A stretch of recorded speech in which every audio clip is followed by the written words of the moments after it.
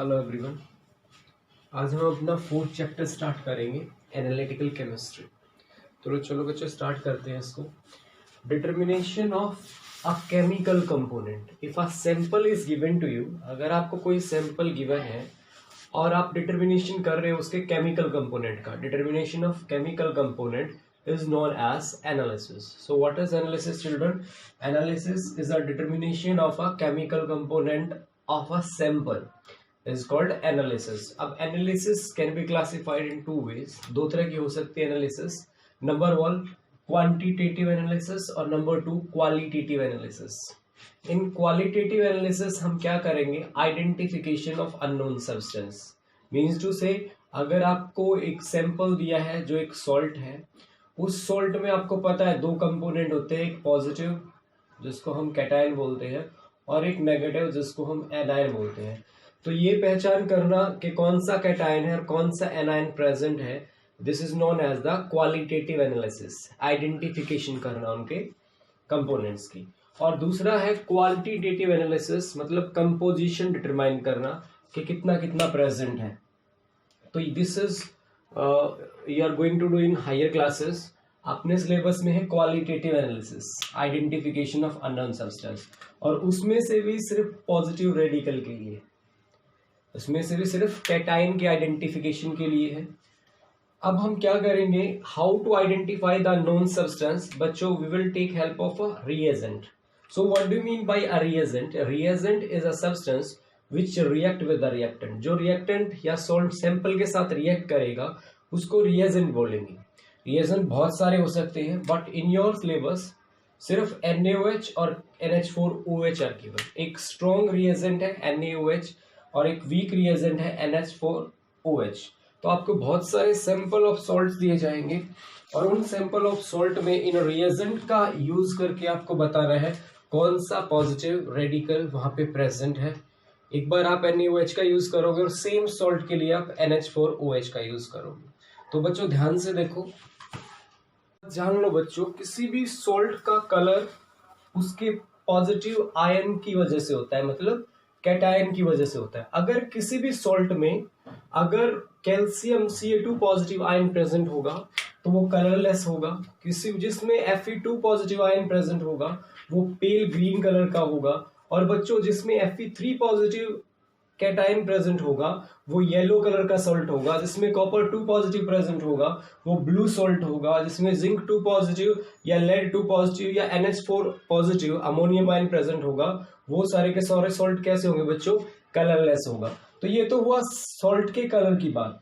अब आपको इन मेटल से रिलेटेड ही क्वेश्चन पूछे जाएंगे क्योंकि आपके सिलेबस में यही है। इनके सॉल्ट आपको दिए जाएंगे। मैं एक एग्जांपल के साथ आपको समझाने की कोशिश करूंगा कैसे एग्जामिनर पूछेगा। एग्जामिनर फेवरेट टॉपिक भी है ये।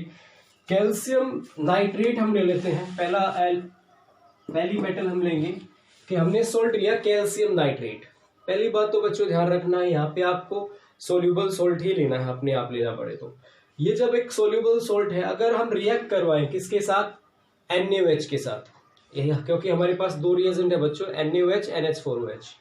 हमें NaOH के साथ रिएक्ट करवाया तो आपको पता है रिएक्शन बड़ी सिंपल है, डबल डिकम्पोजिशन होगी, एक्सचेंज ऑफ रेडिकल होगा, Ca will go with OH and Na will go with NO3। तो रिएक्शन क्या होगी? CaOH होल ट्वाइस बनेगा और NaOH बनेगा, NO3 बनेगा। अब जो ये CaOH होल ट्वाइस है बच्चों, क्योंकि सारे के सारे हाइड्रोक्साइड क्या होते हैं? इनसोल्यूबल होते हैं, तो ये पीपीटी डाउन करेगा और इसके कलर ऑफ पीपीटी कैसा आएगा? व्हाइट पीपीटी आएगा। तो बच्चों आपसे पूछेगा कैसे? इक्वेशन को लिखना तो आसान है, अगर आपको आधी रिएक्शन दे दे, एरो हेड के बाद का पूछ ले, आप डबल डिकम्पोजिशन करके लिख दोगे। तो लेकिन आपसे पूछेगा कैसे? वो आपसे जो क्वेश्चन पूछे जाएंगे वो ऑब्जर्वेशन बेस्ड पूछे जाएंगे या फिर एक टेबुलर फॉर्म के क्वेश्चन देंगे, आपको फिल करना होगा वहां पे।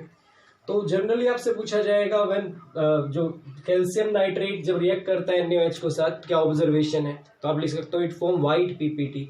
लेकिन सबसे ज्यादा इंपॉर्टेंट बात ये पूछता है कि अगर मैं एक्सेस में ले लूं, when NaOH is taken in excess, ये इसका मतलब समझाता हूं मैं आपको कि NaOH को एक्सेस में लेने का मतलब क्या होता है। बच्चों समझ लो, मैंने इसको 1 ग्राम लिया, इस रिएक्टेंट को, और इस रिएक्टेंट को भी 1 ग्राम लिया। तो दोनों 1 ग्राम, रेशियो देखो इसके आगे एक 1 है, तो जो मोल है वो बराबर है, मतलब 1 ग्राम या आप बोल सकते हो इसका 1 मोल और इसका 1 मोल कंबाइन करेगा और बना देगा। मतलब जब ये रिएक्ट करते हैं दोनों का 1 मोल रिक्वायर्ड है, या आप बोल सकते हो इसका भी 1 ग्राम रिक्वायर्ड है और इसका भी 1 ग्राम। अगर बच्चों मैं इसको 1 ग्राम की जगह क्या कर दूं, इसको 3 ग्राम ले लूं, तो लेकिन देखो अभी 1 है दोनों, तो 1 ग्राम रिक्वायर्ड क्या कितना होगा NaOH, 1 gram of calcium nitrate के लिए वो 1 ग्राम ही रिक्वायर्ड होगा। इसका मतलब जब रिएक्शन होगी तो इसका 1 ग्राम तो यूज हो जाएगा, काम में आ जाएगा, लेकिन 2 ग्राम जो है ये बच जाएगा। तो जब भी एक्सेस में लेंगे रिएजेंट को, इसका मतलब ये है कि रिएक्शन पूरी होने के बाद भी जो NaOH है अगर एक्सेस में लिया तो वो बचा हुआ है। अब वो बचा हुआ NaOH क्या करेगा बच्चों, वो बचा हुआ NaOH जो प्रोडक्ट आपके आगे हैं, ये वाला प्रोडक्ट और ये वाला, इनके साथ फर्दर रिएक्ट करेगा कि नहीं करेगा वो चेक करेंगे। जब हम एक्सेस में लेंगे, अभी हमारे पास 2 रिएक्शन होने के बाद 2 ग्राम बचा है। अब हमें जब पूछे कि when NaOH is taken in excess, सिर्फ आपको ये चेक करके बताना है कि जो ये व्हाइट PPT बना था वो इस बचे हुए 2 ग्राम में सोल्यूबल है कि नहीं है। अब जैसे इसमें क्या है, फर्स्ट केस में क्या है आपका, फर्स्ट केस में होगा जो व्हाइट स्प्रिंगली सोल्यूबल क्या होगा, स्प्रिंगली सोल्यूबल होगा, थोड़ा बहुत सोल्यूबल होगा, तो ये चीज आपसे ज्यादा पूछी जाएगी। अब मैं इसके कंपैरिजन में लेता हूं बच्चों, जैसे कैल्शियम नाइट्रेट को, अगर ये तो था स्ट्रॉन्ग रिएजेंट, अगर आप वीक रिएजेंट के साथ रिएक्शन करवाओ और उसको भी एक्सेस में ले लो, एक बार एक्सेस में और एक बार बिना एक्सेस करो, तो ये जो होता है कैल्शियम नाइट्रेट NH4OH के साथ कोई PPT नहीं देगा। हम तो कंपेयर कर रहे हैं ताकि हम बेस्ट ढंग से याद रख सकें, एक बार NaOH लेंगे एक बार NH4OH लेंगे, तो ये रिएक्ट नहीं करेगा, मतलब नो PPTs आर फॉर्म्ड। ऐसा क्यों हुआ बच्चों, ये आपसे बहुत ज्यादा बार पूछा जाता है कैल्शियम के केस में, क्योंकि जो कंसंट्रेशन थी OH नेगेटिव आयन की, ये जब आयोनाइज होगा, जो OH नेगेटिव आयन है वही तो जाते हैं ना कैल्शियम के साथ।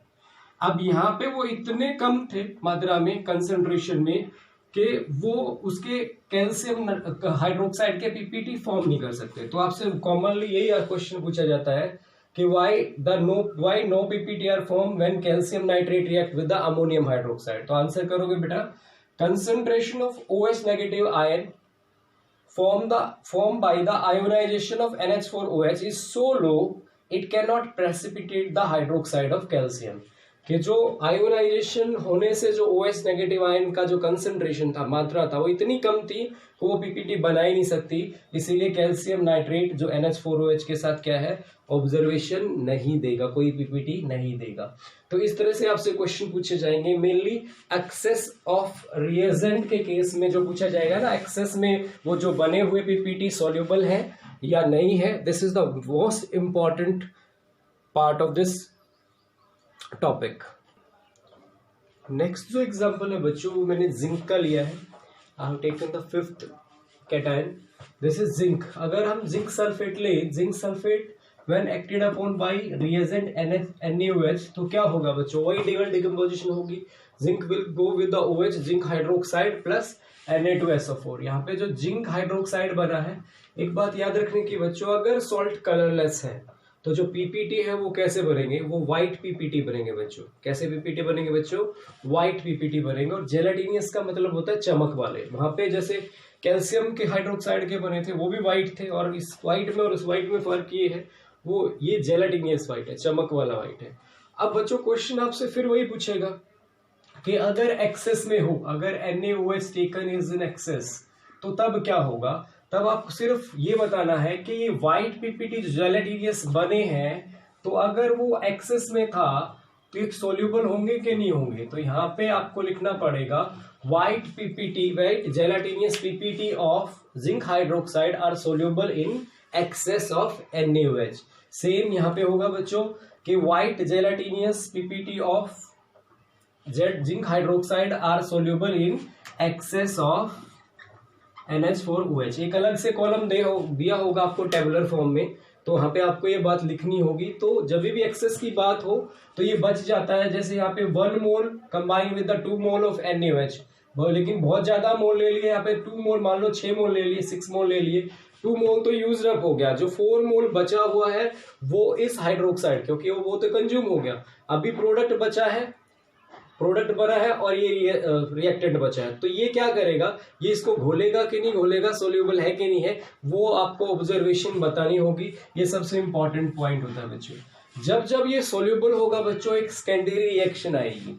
जब जब जो व्हाइट पीपीटी या जो भी पीपीटी है सोल्यूबल होगा एक्सेस में, तो आपको सेकेंडरी रिएक्शन लिखनी पड़ेगी।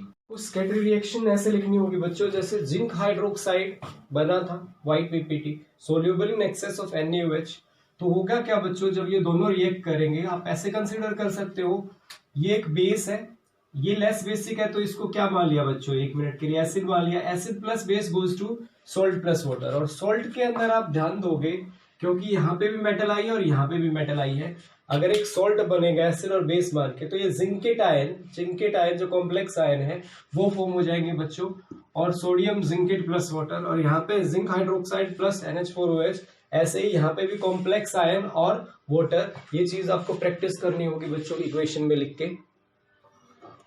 अब बच्चों ये तो आइडिया हो गया आपको कैसे क्वेश्चन पूछेगा। अब इस पूरे चैप्टर को सिंपल कैसे बनाएं, कैसे आप चीजों को करें, वो मैंने आपके लिए कुछ इंपॉर्टेंट पॉइंट्स तैयार किए हैं कि किस तरह से इसके मेन पॉइंट्स को याद रख के आप इसको बहुत आसान बना सकते हो चैप्टर को। तो मैंने पूरे चैप्टर को यहाँ पे ऐसे ले लिया है। हम देखेंगे कि फर्स्ट ऑफ ऑल सॉल्ट का कलर तो हमें याद ही है सभी का, हमें सिर्फ पीपीटी का कलर याद रखना है, पीपीटी का और उसका ज़्यादा डिफरेंस नहीं होता। तो आप सबसे पहले तो कलर याद करो पीपीटीज का, जैसे कैल्शियम हाइड्रोक्साइड व्हाइट पीपीटी, यहाँ पे 3 जो हाइड्रोक्साइड होते हैं, 3 hydroxide are white having the white PPT, याद कर लेते हैं, कैल्शियम जिंक और लेड, कैल्शियम जिंक और लेड, ये तीनों के तीनों हाइड्रोक्साइड क्या होंगे, व्हाइट पीपीटी बनाएंगे। लेकिन फर्क क्या होगा, कैल्शियम के जो है सिंपल व्हाइट होंगे, जिंक फॉर जेलाटिनियस, जिंक जेलाटिनियस, सेम तरह की आवाज आ रही है, जेलाटिनियस पीपीटी होंगे, और जो लेड है उसको चॉकली व्हाइट होंगे, वो क्या होगी, चॉकली व्हाइट होंगे लेड के। तो 3 के तो बच्चों क्या होंगे, 3 hydroxide are white in PPT, कौन से कैल्शियम जिंक एंड लेड, बहुत आसानी से ये याद हो गया आपको, जिंक जेलाटिनियस होंगे और लेड क्या होंगे, चॉकली व्हाइट होंगे। जो बाकी के जो 3 बचे हैं, जैसे lead iron hydroxide second hydroxide dirty green होंगे, और फेरिक हाइड्रोक्साइड का कैसा होगा, रेडिश ब्राउन। ये थोड़ा सा ध्यान रखना पड़ेगा, ग्रीन और रेडिश ब्राउन, डर्टी ग्रीन होंगे अगर Fe2 पॉजिटिव होगा उसके हाइड्रोक्साइड के, और रेडिश ब्राउन पीपीटी किसके होंगे, जिसके ऊपर Fe3 पॉजिटिव होगा। ये थोड़ा सा याद रखने वाली बात है, कंपैरिजन कर लिया हमने। कॉपर के आपको बड़ा ही नॉर्मल याद हो जाएंगे, कॉपर के होते हैं पेल ब्लू पीपीटी, और बाकी सबके हम कर चुके हैं, जिंक के हम कर चुके हैं, व्हाइट पीपीटी है। तो इस तरह से सभी का पीपीटी का कलर आपको ढंग से पता होना चाहिए, ऑब्जर्वेशन में आपको देना ही पीपीटी का कलर होता है मेनली। फिर दूसरी चीज बच्चों आपको याद रखनी है, मैं कंपेयर करवा देता हूँ। मैंने यहाँ पे हर एक हाइड्रोक्साइड के लिए एक चीज ली है कि एक्सेस ऑफ NaOH और एक्सेस ऑफ NH4OH में वो सोल्यूबल होगा कि नहीं होगा। अब हम करते चलेंगे कि अगर एक्सेस ऑफ NaOH है तो स्प्रिंगली सोल्यूबल है कौन, कैल्शियम हाइड्रोक्साइड।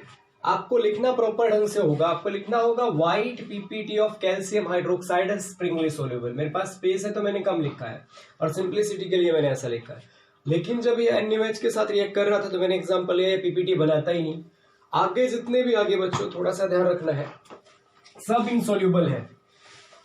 आयरन हाइड्रोक्साइड, चाहे Fe2 पॉजिटिव का हाइड्रोक्साइड हो, चाहे Fe3 पॉजिटिव का हाइड्रोक्साइड है, कोई भी सोल्यूबल नहीं होता। बड़ा आसान है याद रखना, फेरिक हाइड्रोक्साइड हो या फेरस हाइड्रोक्साइड हो, और चाहे एक्सेस ऑफ NaOH लो या एक्सेस ऑफ NH4OH लो, कोई भी सोल्यूबल नहीं होता, सभी इनसोल्यूबल होंगे एक्सेस में। तो बड़ा आसान था याद रखना। अब हम कॉपर और लेड के केस को करेंगे जो कॉम्प्लिकेटेड है, और एग्जामिनर फेवरेट ये दोनों ही पॉइंट है, या तो ये ज्यादा पूछते हैं एग्जामिनर्स, या फिर कॉपर वाला ज्यादा पूछते हैं। जिंक वाला आसान है, वो दोनों में ही सोल्यूबल है। अच्छा, जिंक का क्या था, जिंक का जो हाइड्रोक्साइड बन रहा था, जिंक का हाइड्रोक्साइड वो दोनों में ही सोल्यूबल था, NaOH में भी सोल्यूबल था और दूसरा NH4OH में भी सोल्यूबल था, वो और भी सिंपल हो गया। अब हमें फोकस कर रहा है कॉपर हाइड्रोक्साइड पे और जिंक लेड हाइड्रोक्साइड पे। अब देखो ध्यान से, कॉपर हाइड्रोक्साइड तो पहले में इनसोल्यूबल है, या फिर हम बोल सकते हैं दूसरे में सोल्यूबल है। मतलब NaOH में तो इनसोल्यूबल है उसका पीपीटी, और एक्सेस ऑफ NH4OH में क्या बेटा सॉल्यूशन है, और सॉल्यूशन सोल्यूबल है। सोल्यूबल आएगा तो आपको सेकेंडरी रिएक्शन लिखनी पड़ेगी। इसी तरह अगर आप लेड की तरफ ध्यान दें, एक्सेस ऑफ NaOH में तो सोल्यूबल है लेकिन एक्सेस ऑफ NH4OH में इनसोल्यूबल है। अब कैसे यूज करेगा इन दोनों पॉइंट्स का एग्जामिनर, वो आपको ये बोलेगा एक केमिकल टेस्ट के बेस पे आप डिस्टिंग्विश करो लेड का और कॉपर के सॉल्ट को। कॉपर का सॉल्ट दे देगा या कॉपर का हाइड्रोक्साइड दे देगा और लेड का हाइड्रोक्साइड दे देगा, बोलेगा डिस्टिंग्विश करो। तो आपको पता है एक एक्सेस ऑफ NaOH में सोल्यूबल है, एक का पीपीटी, और दूसरे का पीपीटी एक्सेस ऑफ NH4OH में सोल्यूबल है। तो ये दो पॉइंट मिलके डिफरेंशिएट की फॉर्म में लिख दोगे, तो ये वाला पॉइंट और ये वाला पॉइंट डिफरेंशिएट की फॉर्म में ही आपसे पूछेगा कि कैल्शियम का कोई सॉल्ट कॉपर का सॉल्ट है और लेड का सॉल्ट है, with the help of a chemical test distinguish between the two salt. दोनों सॉल्ट का डिस्टिंग्विश करो on the base of chemical test. वो केमिकल टेस्ट क्या होगा, आप NaOH का रिएजेंट का यूज करोगे और NH4OH का रिएजेंट का यूज करोगे, तो डिफरेंशिएट की फॉर्म में लिखोगे, आप लिखोगे कि when lead copper salt react with excess of NaOH, it's PPT are insoluble in excess of NaOH, but its PPT are soluble in excess of NH4OH। और इसके लिए लिखोगे इस वाली साइड में कि lead salt in case of lead salt when react with excess of NaOH, its PPT white PPT of lead hydroxide are soluble in excess of NaOH and insoluble in excess of NH4OH। इस तरह से ये वाला point और ये वाला point, इस पे ज्यादा रिटन प्रैक्टिस करो आप, और इक्वेशंस बहुत इजीली आप लिख पाओगे, और इस तरह के आपसे क्वेश्चन होंगे और बहुत इजी हो जाएगा आपका चैप्टर। इसको 2 से 3 बार आप थ्रोली देखो वीडियो को और प्रैक्टिस करो कॉपी के ऊपर।